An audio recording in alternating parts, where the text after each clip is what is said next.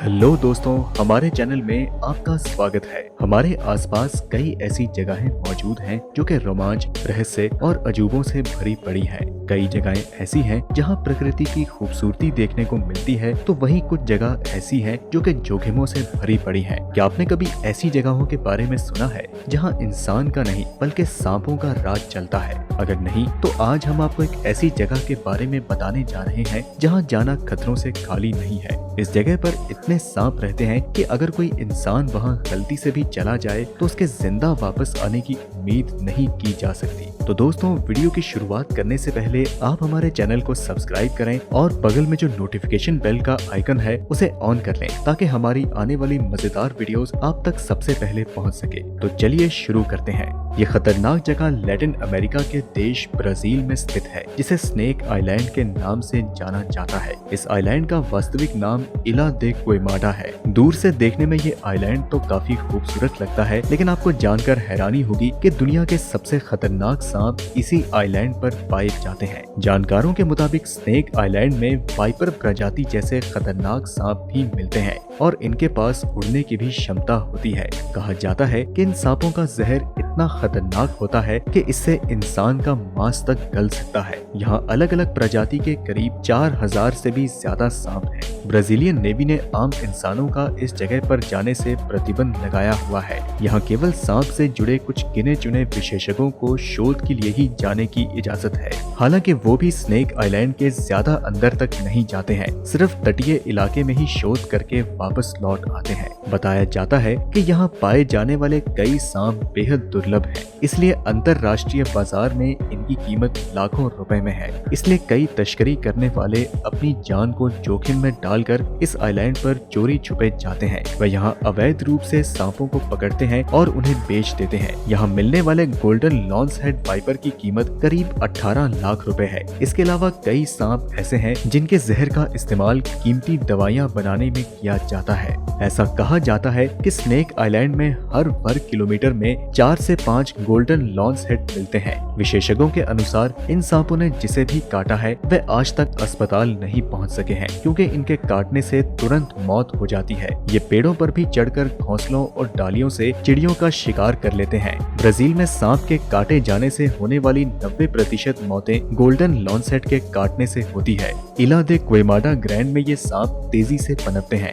आमतौर पर ये आधे मीटर से अधिक लंबे होते हैं। ये बेहद फुर्तीले और शक्तिशाली भी होते हैं। ये शरीर के जिस हिस्से में काटते हैं वहाँ का मांस पिघलना शुरू हो जाता है। ये सांप दुनिया के बेहद दुर्लभ सांपों में से एक है। ब्लैक मार्केट में इनके जहर की बहुत डिमांड है। एक गोल्डन लॉन्स हेड सांप से करीब 18 लाख रुपए का जहर निकाला जाता है। इसके चलते ब्राजील के स्नेक आइलैंड से इन सांपों की स्मगलिंग का भी खतरा है। यहाँ के बारे में एक स्टोरी प्रचलित है। एक फिशरमैन द्वीप में केले तोड़ने पहुंचा था, जिसे गोल्डन लॉन्स हेड वाइपर ने काट लिया। वह दौड़कर अपनी नाव पर पहुंचा, लेकिन उसकी मौत हो गई, जिसके बाद नाव में काफी खून भर गया। एक और कहानी के मुताबिक इस द्वीप में पिकनिक मनाने पहुंचा एक परिवार इन सांपों का शिकार हो गया था।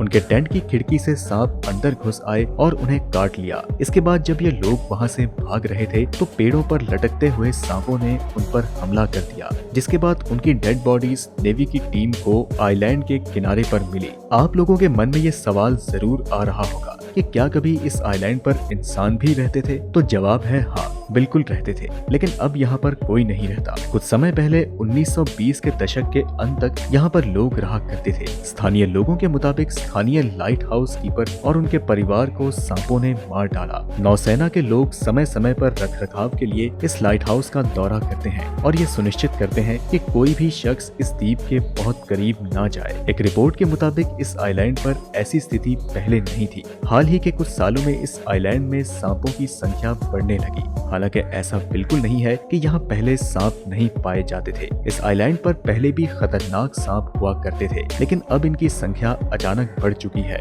दोस्तों, यहाँ पर जाने की परमिशन सिर्फ कुछ गिने चुने वैज्ञानिकों को ही मिलती है, जो कि हर साल सांपों के अध्ययन के लिए यहाँ पर आते हैं। कहा जाता है कि आइलैंड पर एक लाइट हाउस भी मौजूद था, जिसकी देखभाल के लिए नियुक्त एक कर्मचारी अपने परिवार के साथ वहां रहता था। कहा जाता है कि इस द्वीप पर सांपों की बढ़ती हुई संख्या का तब पता चला जब उसके घर की खिड़की का कांच एक दिन अचानक से टूट गया और हजारों की संख्या में सांप घर में आ पहुंचे, जिसके चलते कर्मचारी का पूरा परिवार खौफ में आ गया। वो परिवार सहित वहां से भागने लगा ताकि तट पर बंधी नाव में बैठकर उस आइलैंड से वो जा सके, लेकिन बदकिस्मती से ऐसा नहीं हो सका और अगली सुबह पूरा परिवार उस आइलैंड पर नहीं दिखाई दिया। जब नेवी का एक जहाज उन्हें जरूरी सामान देने पहुंचा तो वहां उनकी काली हो चुकी लाशें देखकर वे सब के सब हैरान रह गए। उसके बाद सांपों की बस्ती का दुनिया के सामने राज खुलकर आया, जिसके बाद यहाँ मौजूद गेस्ट हाउस को हमेशा के लिए बंद कर दिया गया। कहा जाता है कि इस आइलैंड पर बहुत साल पहले कुछ लोगों ने इस आइलैंड पर एक खजाने को छुपाया था और उनकी रक्षा के लिए कुछ सांपों को छोड़ दिया।